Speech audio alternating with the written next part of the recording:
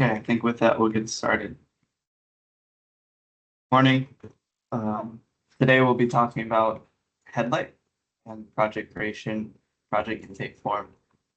Um, there has been a project intake form for Headlight project for years now, but you know, as the tools have been growing, there's more information that is needed in the project intake form. So just wanted to use today to provide an opportunity to um, give you folks a, a run through of the updated version of the form, just so that we're entering information properly. And as you know, the project creation process is still in project engineer, project manager, construction manager's hands. So we just want to make sure that the information is entered correctly so that you all can utilize all of the available tools that Headlight has to offer, and also similarly for ACC and also EDOT. So if you have any questions in regards to anything project creation, not only Headlight, which we'll be going over today, but with any of the construction software or e-project delivery software, please feel free to ask questions at the end. And also as we go over the form, if there are any questions on the topic that I'll be talking about, please feel free to speak up, raise your virtual hand, um, or ask the question in the chat. So I'll be sure to keep track of the chat. And with that, we're going to get started with the H.wiki site. So again, if you have not registered for the new H.wiki site, please do so. It is different than the previous one. So if you had an account with the previous wiki site, it did not translate over. So please be sure to register, and there is a passcode in order to register, which is different from your account password. So if you do not know the account, if you do not know the password in order to register an account, please reach out to the econ email and we'll be sure to get you that password. It changes every so often for security purposes. So please be sure to reach out. And if you have anybody else on your project team that needs access to the H.wiki site, please be sure to reach out. Just to clarify, contractors do have access to the wiki site, but only to certain parts. So there is, based off of your role on the project, you'll be designated a role on the wiki site, and then they'll be able to see certain resources and be restricted to certain resources based off your role that you're assigned. So if anybody on your project team needs access to the wiki site to get particular resources available, then please reach out to econ and let us know. Obviously, we'd want to have more people on the wiki site, more people have available resources available to them that we're posting here. We update the resources every week, pretty much, to account for new best practices, new resources, new process maps, and things like that. So just wanted to start off with the wiki site because that is going to take me to the e-construction newsletter for October. And before we go into the project creation form, I'm going to show you where the newsletters go every single month. So as you can see, the first one that was posted here for when the wiki site was transitioned over was August 2025. So every single month we post a newsletter on the latest things e-construction, e-project delivery. So please be sure, if you do not see it on your email, you can check it out here on the wiki site. If you go to the wiki site homepage and if you scroll all the way down, you'll be able to see all the posts, and the newsletter is one of the posts that we do. So if you click on that post, you'll be taken to the actual newsletter. And like I said, you probably have seen it on your email, but you can also access it here. And a lot of the newsletter references to wiki site links to new resources. So on the newsletter, I'll just briefly go through it. If you haven't seen it yet, we list all the recent trainings that was done. We list the archive in which every single office hours is posted. So it's posted here. You're able to get the slide decks that we go through for the changes in claim series and other trainings. And then also you get recordings of the e-construction office hours. So if you have people on your project team that are not able to attend this office hours at this time, please be sure to send this link over to them so that they can access all of the training that we're providing. Additionally, this is pretty much the same every single month. But if there is new ways to onboard new projects, then we will update that here. But as you can see, 3 different places: ACC, Headlight, Call Hub, or EDOT, which is our portal. Today we'll be specifically going over Headlight. So the project intake form, the latest one, you can access here. So through this link. So if I click on this link here, I'll be taken to the project request form. And this is where you'll be entering in the information if you have a new project. Before we get back to that, I'll go through some of the rest of the stuff. We have an ACC section where we go over the latest updates in terms of ACC, Autodesk Construction Cloud updates every 2 months. So they send out new updates to their system every 2 months. So these are some of the things that were included in the latest update. I'm not going to specifically go over it all. You can read through that through the newsletters, but then also Call Hub or EDOT has updates. So it will show all of the suppliers and also projects that still need calibration for some of the suppliers as well. So be sure your project is not on this list because it gets blasted out to everybody.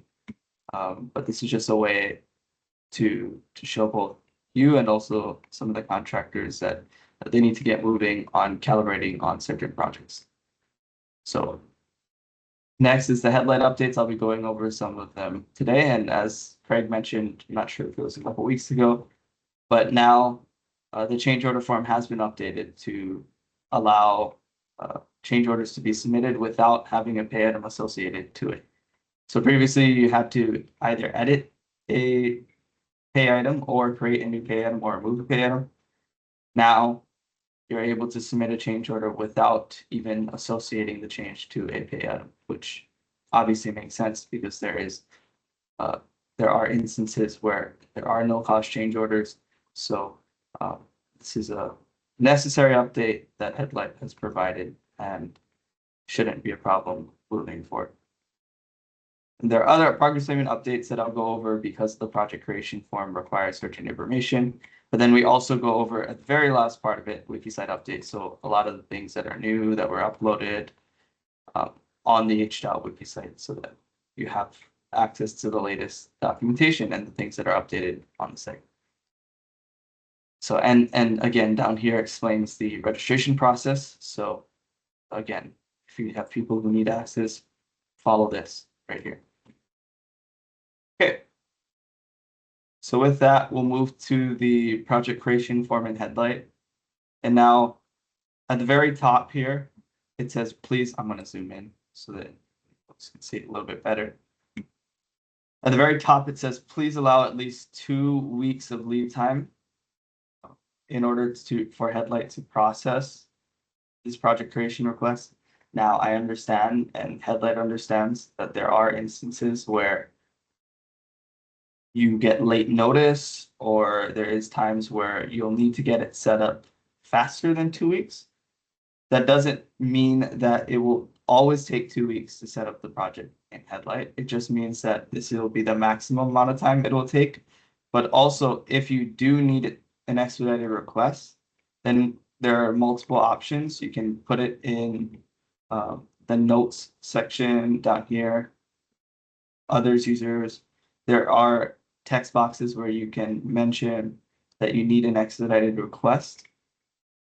And you can also email econ or support@headlight.com and you'll be able to put in an expedite request for projects that need to be created quicker than this potential 2-week timeline.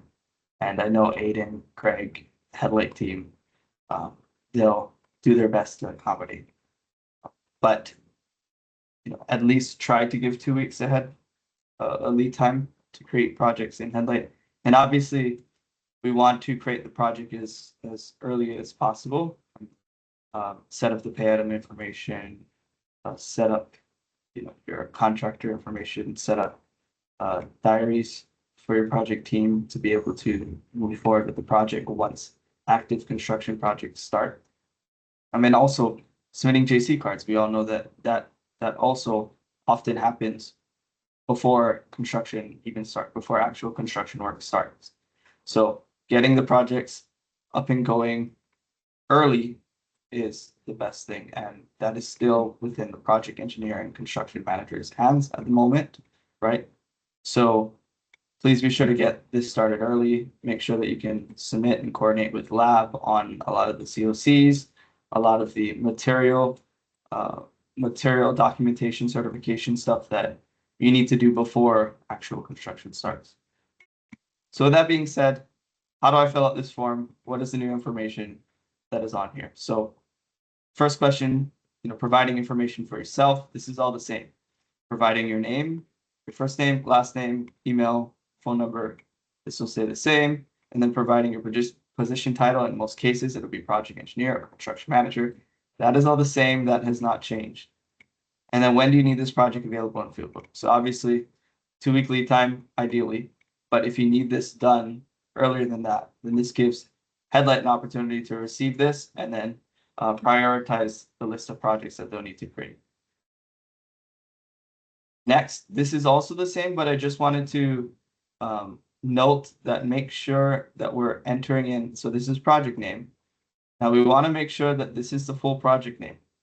And what Headlight has done is they've added this first page of contract. And essentially what this does is make sure that the name that you entered in here will match what it says in the contract. Because what happens is when we're pulling information on the back end for your project, it allows for more easy organization, and also more importantly, stuff like on your progress payment, it'll display the actual project name that it says in the contract. So official documents like progress payments and change orders, we need to have that official project name, and similarly the official project number. So making sure when we're entering in this information that it is what actually states on the contract. So that's why, if you notice, it's a required field here to upload the first page of the contract so that Headlight can make sure that the information, they can trust the information that you are entering and also the information that is in their system, right? So please be sure to enter in this information as per the contract. And then this field here is just for Headlight to understand the description of the project. So this doesn't necessarily matter in terms of tying to something into your contract documents, but it's still a required document or required field for Headlight in order to best suit the need, create the tool for your project. Next is project duration. So obviously we all know the two different types of days on a contract. So we want to make sure that we're clicking the correct one. This affects obviously a multitude of things. It will affect your change orders, right? Because you have if there's time extension, if there's a time effect on your change orders, then you'll have the 1, 2, 3 year, however many days of extension time, and that'll be according to whatever you choose on your contract here on this project. So now that change orders are fully in Headlight, this is even more important. So be sure to click the correct. Be sure to take a look at this and not click the wrong one, because it will affect how it presents on the change order and other parts of your project. Duration of the project. So if you notice, this is not a required field, similar to ACC setup where it asks you for estimated project start, estimated project end date. And this is just an estimate, right, from your contract. So, or this is from your contract. So please be sure to enter in that information here. Next, we already talked about first page of contract, upload first page, the PDF, picture of it, so that Headlight can go and verify the information you've entered here. So a little bit more of similar information, but this was already on the form previously, but it becomes even more important now that we have change orders in Headlight fully. So what is the bid amount for the project, right? What is the original obligation, what is the original contract value, and then what is the expected NTP date. So this just gives a better idea for the duration and also when the project should be created. Additionally, what is the amount of extras? Now, this is not required, but it will help you later on when you're doing change orders and you're able to see how much contingency that you have. And obviously, as you're doing change orders, you have your statement of funds where you're tracking the amount of executed changes, and then you're adding it to the original contract amount, and then you're checking it against your original contract plus contingency amount. And so all of this becomes helpful and will provide Headlight the ability to provide you better information, and so that you can make more informed decisions on, when you're making negotiations, when you're taking a look at how much money that you have left in contingencies to be able to work with. I see Calvin has a question. Please show an example of what you mean by first page of contract, i.e. the cover, the executed contract special provisions, or the page of the contract document from the back to the book. So in reality, Kelvin, it's anything that has the title of your project in it. So whether that's the executed contract special provision, whether that's the first page of your project plan sheet, anything that has the official project name is what is wanted on that. So that's a good question, and I'm glad you asked that to clarify that point there. So any contract document that has the official project name and the official project number is what Headlight is looking for. It's just a verification so that what shows on Headlight will match some of the other information in some of the other softwares, because obviously, right now we're creating different projects on various different softwares, and a lot of times we're having trouble connecting the two if the project names are different, right? So we want to make sure that we provide consistency. Yeah. So, well, thank you. Good sources cover sheet of the plan set, right? We'll have both the project name and number. Yes. That sheet, maybe executed contract of the special provisions. So just a verification tool for Headlight. So Marvin Chun says, can project duration be changed midway from working days to calendars, vice versa? There's a mistake or it was directed verbally, but documentation cannot be found later. Yeah, so certainly. So that is a toggle that can be changed throughout the project. Now, it can't be done by your typical permissions as a project engineer or project manager on Headlight. You'll have to reach out to support@headlight.com or econ, and we'll be able to work with you to toggle that information. So the short answer to your question, Marvin, is yes. Any other questions before moving forward?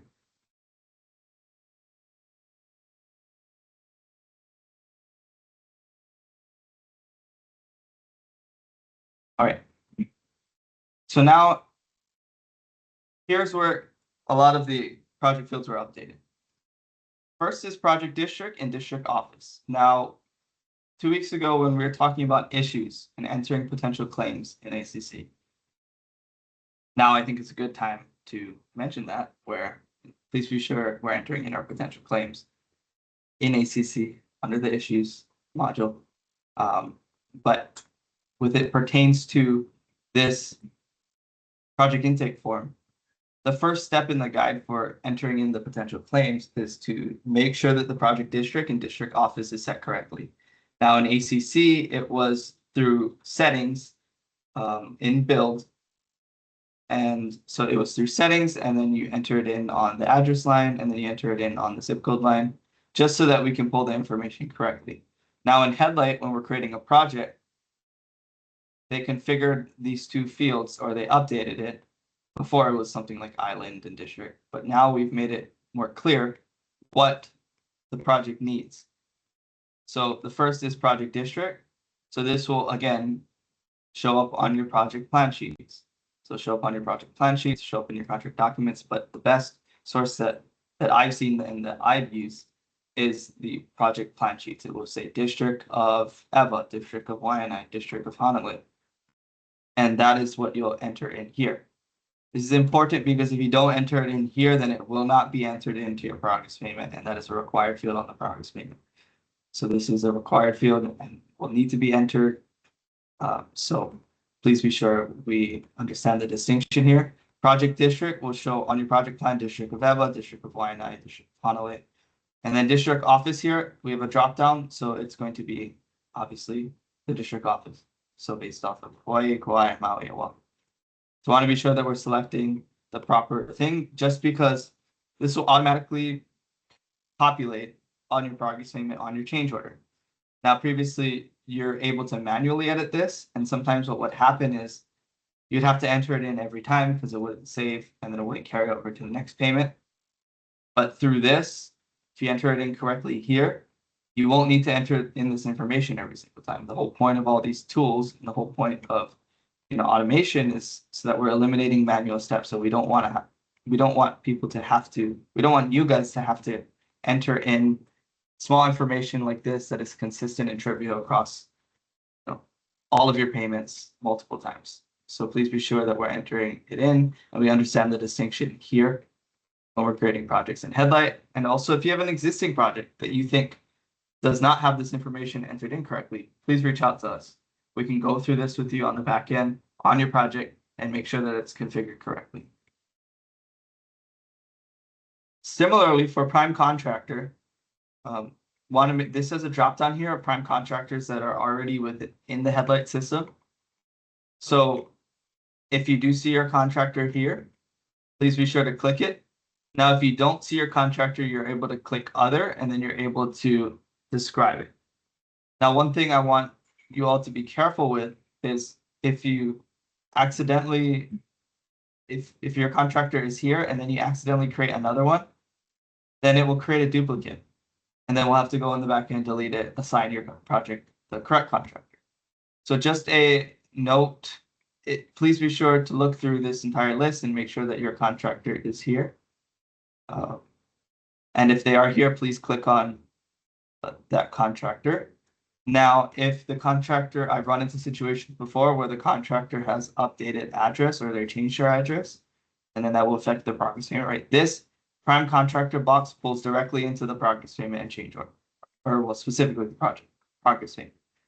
So if there is an updated address that is needed for your project, please let us know, because then we'll be able to create another entry and be able to enter in that new address. Or if we talk with the contractor and then we want to, they want to update their address for all projects, even existing projects that already have this contractor selected, then what we can do is we can work with Headlight to update the already existing tag, and then it'll be updated on all previous projects. It won't just affect the new projects with the new tag.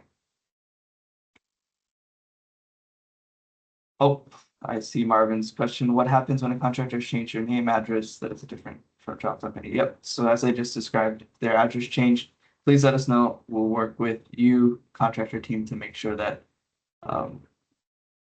it applies on the projects that are applicable, right? Next, we have charge code. So this is another field that will pull directly into your progress payment. It also pulls directly into your JC cards, right? So this is a really important one, because without those charge codes, then you run the risk of lab not reviewing those JC cards, because they need to have that charge code to be able to review those cards. That is an important code for lab in specific. Okay, next, so moving on to a more specific project, more specific module information. So project roles, change order and payment approval roles. So as you all know, with change orders and progress payments, there is a approval workflow that happens. And initially when we switched over, there were a little bit of issues in terms of, making, configuring the correct workflow, mid workflow changes to signatures. And that also can still be done.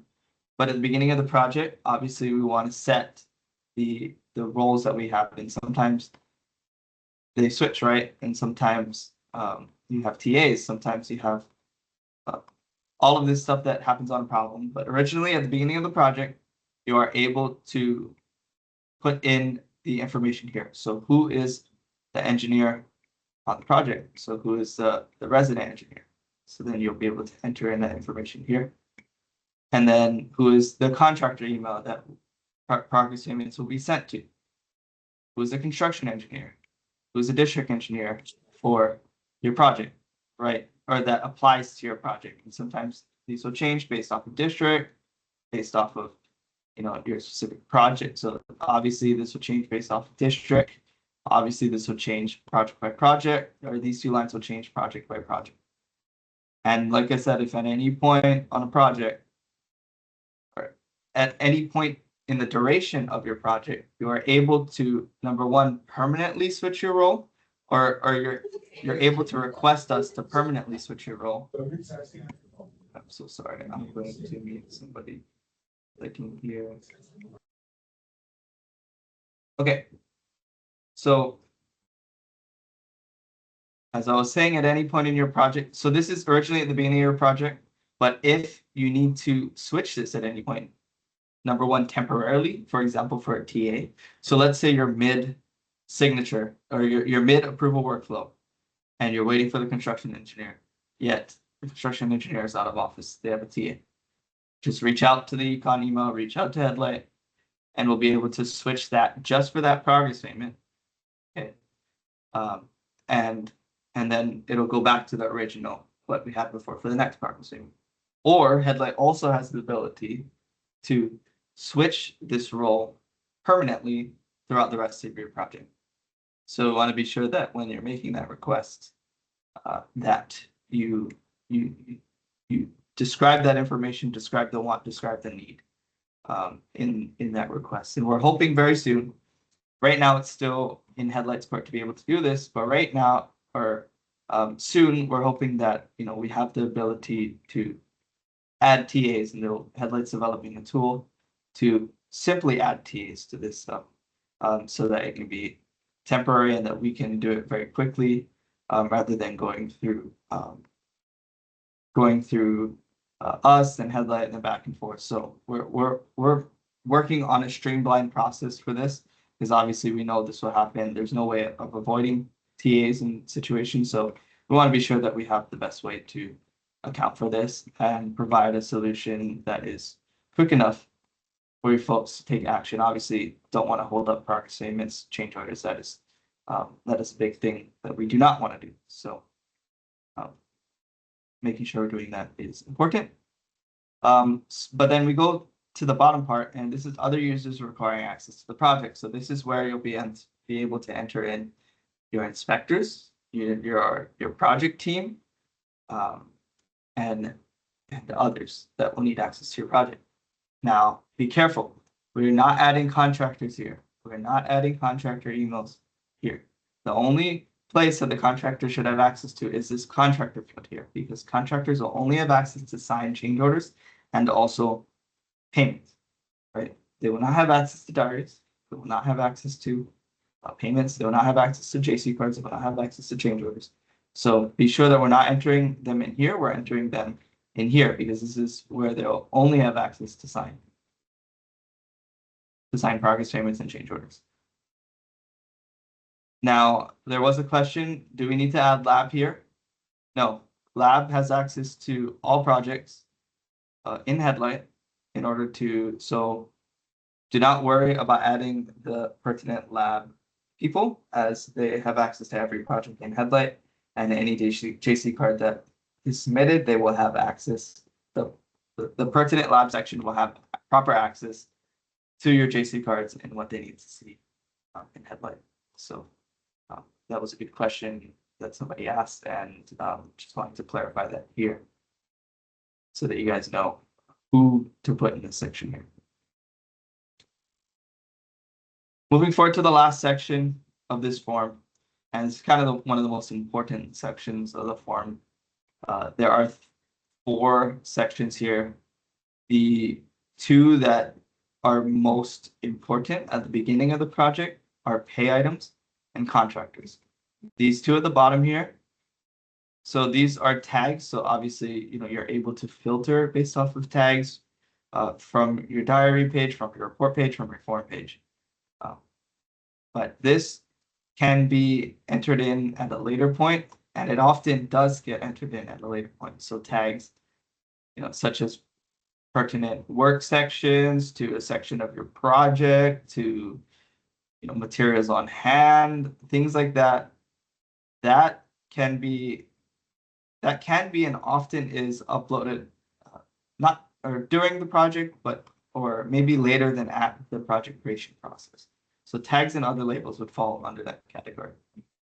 Now, these first two sections are stuff that should be uploaded at the beginning of the project. Number one, by the time that you request to create a project in Headlight, you should already have the official pay items on the project, or at least obviously the contract pay items. And then you should also have the contractors, the list of contractors that are working on your project. Now, why is the contractors and list of contractors important? Because when you're documenting your diary work and your pay item work, you can tag it to certain contractors so it ties it to not only your prime contractor, but it can tie it to subcontractors, and so that you can properly make sure these contractor tags will tie to a lot of different things on your project in Headlight, right? It'll tie to labor, right? Because as you're tracking the labor on your project, you're tracking who the laborer is, what contractor they work for, right? Additionally, equipment. You can track, what equipment goes to which contractor. Obviously, you have your images, your videos, traffic control. All of that happens, probably on your project, depending on how big your project is, by different contractors, right? Prime contractors, subcontractors. So make sure that you upload the list from this import template here, and make sure you upload that at the beginning of the project. Now, again, going back to the question of what happens if you have a contractor that gets switched in the middle of the project. Well, then simply what you can do is it allows you to create a tag through Fieldbook. So you can add that there. But what I would caution against in that scenario is if you have a new contractor, you enter it in once, you type it in, and then you tag it, it will save. So the next time that you go and want to tag that contractor, the new contractor, make sure that you click on the one that you've already created.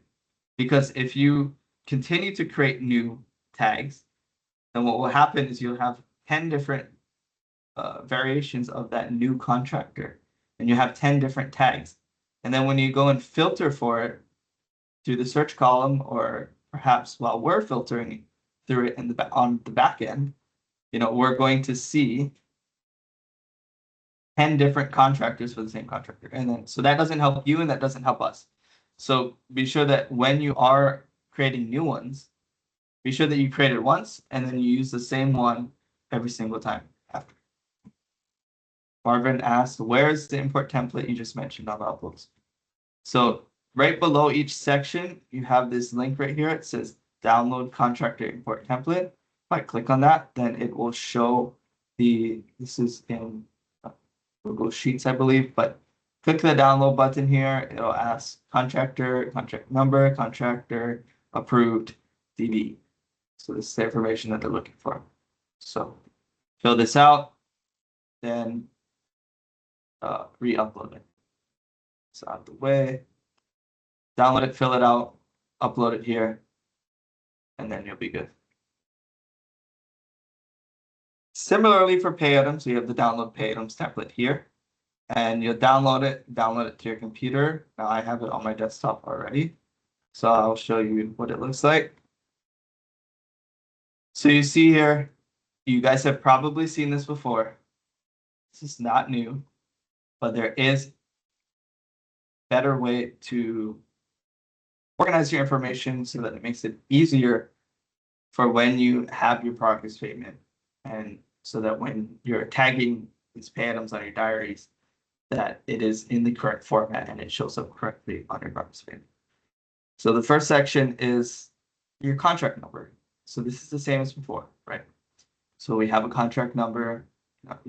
it's going to be the same across all projects. You can move it down for each pay item number that you have. But I'm just doing this as an example for one of the pay items. So I'm going to delete the rest of these. But you have contract number, bid item number, so pay item number. Making sure that we have 4 digits, right? After the decimal point, sorry. So making sure that we have these after the decimal point, we have 4 digits, right? This is how it will show on your progress payment. That is important. Next is description. So this should all match your contract, right? This should not be different things from your contract. You should not be creating your own pay item descriptions, because that will mess with the progress payment, and then when others will go look for your organization of it, you know, it's not going to be correct, and then there's going to be inconsistencies there. So you want to make sure that when we're uploading this, we're double checking all of these fields to make sure that what's entered in here is what's in the contract. So pay item number, description of pay item, the quantity, obviously, what is the authorized quantity? Making sure that we're entering this incorrectly. The unit, right? Entering it in here. Cubic yards, square yards, lump sum, force account, all of that. Cost per unit. So then the unit cost, right? This is not new. This is the same.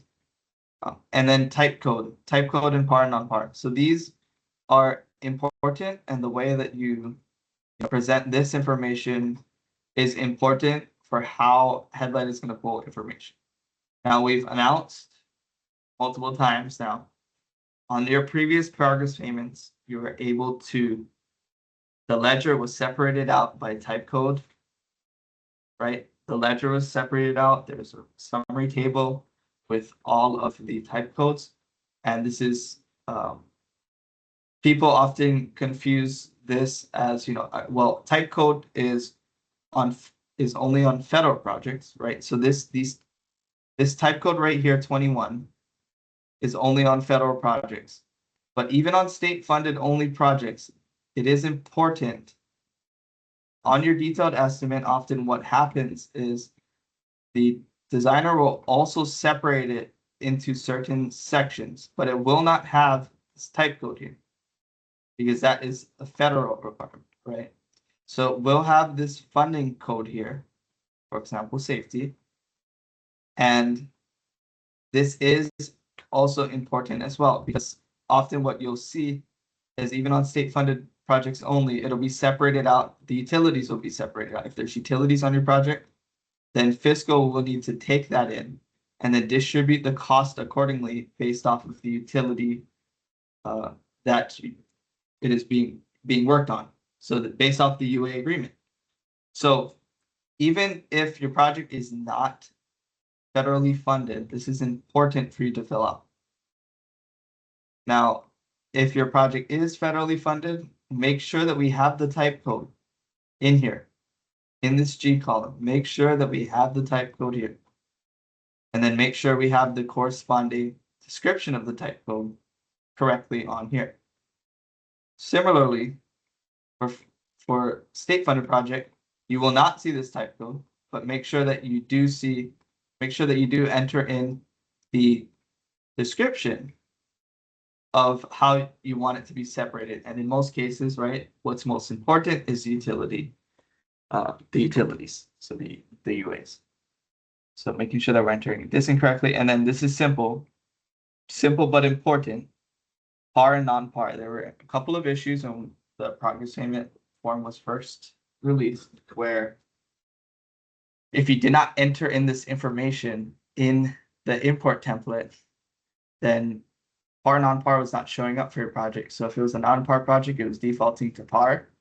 And then on the summary table, it showed as non-par. So then the totals were all messed up. So please be sure that we're entering in par and non-par. A lot of times you have, mostly par pay items, and then you have one non-par for maintenance of landscape or something like that. So be sure that we're entering in the correct par non-par. And then if your project's non-par, then you'll be able to say that here. And if the items are all non-par, then one of the latest project progress payment updates that Headlight has incorporated is automatic retention calculation on state-funded projects. So if your project lists all non-par here, then what will happen is Headlight will recognize that, and then on your progress payment, you'll be able to, so up to 50%, right, per the spend, they'll withhold 5% of each payment. So it'll do that automatically. Previously, you would have to do that separately, keep a separate tracker of it. But now, if all of your pay items are non-par, it will automatically do that for you. So it is important to make sure that we're filling this out so that you have access to all of the tools within Headlight. So what happens if state project leaves type code field blank? Then it will not be, then what will happen is it will not tabulate the summary table correctly. And it will, in the ledger, it'll all be under one section. It won't be separated out to different sections. So, and if you do leave it blank on accident, you will still be able to reach out to us and then be able to change that, add more stuff later. So if you do make a mistake and submit it without it, then you're not locked into that. We're still able to change that information on the back end. Okay. So once you fill out all the information, you'll be able to go in and click save, and then upload it here. Now notice this is required. So pay items are required on this form. So you need to upload this document in order to even press submit on this document. So that is it in terms of the project intake form. So once you have all that information filled out, click submit at the bottom, then you'll get an email from Headlight saying that the project creation request was submitted, and to allow some time for Headlight to create the project. Now, if you had an expedite request, after you submit the form, you can reach out to Econ, you can reach out to Headlight, and we should be able to help you expedite that process and accommodate for particular situations here. Are there any other questions?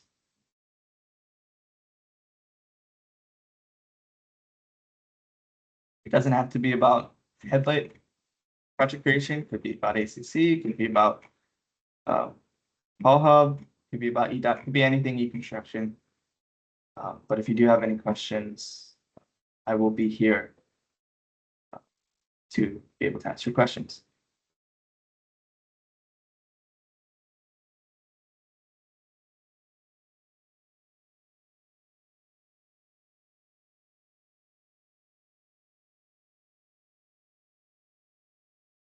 Cord. Yes. This is Ryan from DOT. I have a quick question. Mhm. So, I've noticed with our projects that I like to use fast capture a lot on my phone, Mhm. but the quality of the photos aren't the greatest compared to our regular camera. So I've been taking pictures through the regular camera and uploading it through fast capture. Is there a way we can upload multiple photos from our phone instead of trying to do it manually one by one? So like is there a way to create multiple observations from just uploading a photo? Is that what you're asking? I guess can I just like mass upload all the photos into Yeah. the project at one time instead of having to manually input them? Yeah. No, yep. I don't, unfortunately, I don't think there is a way right now, but I will confirm that with Headlight. I don't know for sure. But I will confirm that with Headlight, and if that is not a capability, I think we'll put that in as a feature request, because I think that would be very helpful, right? I think that if you have a bunch of photos from the day and you're taking it from another device, and or you're taking it through the regular camera, and then you want to upload it and upload multiple photos, that would be really helpful to be able to do it all at once, instead of create an observation, upload one photo, create an observation, upload another photo, right? Yeah, especially in So places where connection's spotty. because we don't know once we Right. press submit, we don't really know how long it, if it even does show up. Yep. Yep. No, okay, that's a great question, and I will be sure to reach out to Headlight to confirm that, and then also, if it's not there, then I'll put in a feature request for that. Okay, thank you. How has fast capture been though? Because I haven't really heard too much about it. And why are you using fast capture as opposed to Fieldbook? Is it because you're on your iPhone? Yeah, it's easier to carry Yeah, yeah. my phone and take pictures instead of using the iPad. But it's been all right. It's a little on the slower side, but it works. Okay.